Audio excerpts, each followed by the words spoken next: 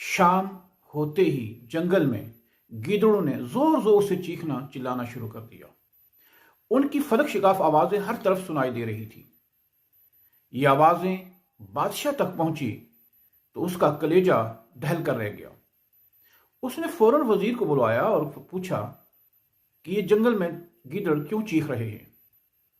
وزیر نے کہا، بادشاہ سلامت، نہ صرف یہ بلکہ ان کے بچے بھوک سے بھلک رہے ہیں، اور اگر انہیں خوراک میسر نہ آئی تو یہ شام تک سارے کے سارے مر جائیں گے اور ہر طرف ہماری بدنامی ہوگی۔ بادشاہ نے ایک خطیر رقم ان سے دی اور کہا کہ شام سے پہلے پہلے ان میں خوراک تقسیم کر دی جائے۔ فوری طور پر شہر گیا اور اس نے کئی ٹن اناج لا کر اس کا ایک حصہ خود رکھ لیا، ایک حصہ رشتہ داروں میں تقسیم کر لیا اور ایک حصہ یار بیلیوں میں دے دیا۔ شام ہوئی تو گیدڑ پھر چیخ رہے تھے۔ بادشاہ نے پوچھا کہ اب انہیں کیا مسئلہ ہے؟ اب انہیں خوراک میسر آ گئی ہے، اب تو انہیں چیخنا نہیں چاہیے۔ وزیر نے کہا، بادشاہ سلامت، جنگل میں سخت سردی پڑ رہی ہے اور سارے گیدڑ اور ان کے بچے سردی سے ٹھٹر رہے ہیں۔ اگر انہیں گرم کپڑے، کمبل، لحاف اور دیگر اشیاء میسر نہ آئیں تو یہ سارے کے سارے سردی سے مر جائیں گے اور ہماری بدنامی ہوگی۔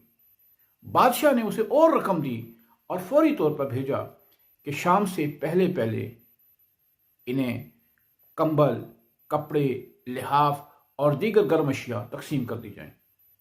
وزیر حسب دستور گیا اور کئی ٹن کپڑا لا کر آدھا خود رکھ لیا، آدھا رشتہ داروں میں تقسیم کر دیا اور آدھا دوستوں میں بانٹ دیا۔ تیسرے دن پھر گیدڑ اسی طرح چیخ رہے تھے۔ بادشاہ کو سخت غصہ آیا۔ اس نے وزیر کو فوری طور پر بلوایا اور اس سے سرزنش کی کہ اب یہ کیوں چیخ رہے ہیں؟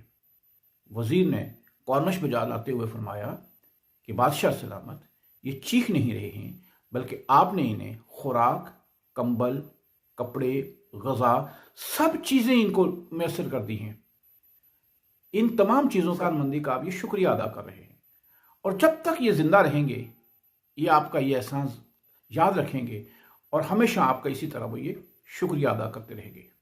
بادشاہ وزیر کی معاملہ فہمی سے بہت خوش ہوا اور اسے بہت سے انعام و اکرام سے نوازا۔ اسی طرح ہمارے بھی معاملہ فہم ہمارے نام پر، ہمارے بچوں کے نام پر، تعلیم کے لیے، خوراک کے لیے، لباس کے لیے، زلزلوں کے نام، سیلابوں کے نام، آفاتوں کے نام IMF سے کئی بار قرضے لے چکے ہیں۔ اب جو ہمارے بچے اور ہم سڑکوں پر ہیں، بجلی کے لیے، پانی کے لیے، گیس کے لیے، آٹے کے لیے اور دیگر اشیاء کے لیے جو شور مچا رہے ہیں، یہ دراصل ہم IMF کی آسان مندیوں کا اور ان کی عنایات کا شکریہ ادا کر رہے ہیں۔ ان کو اگر چیخنا چلانا کہا جائے تو یہ بے جا ہوگا۔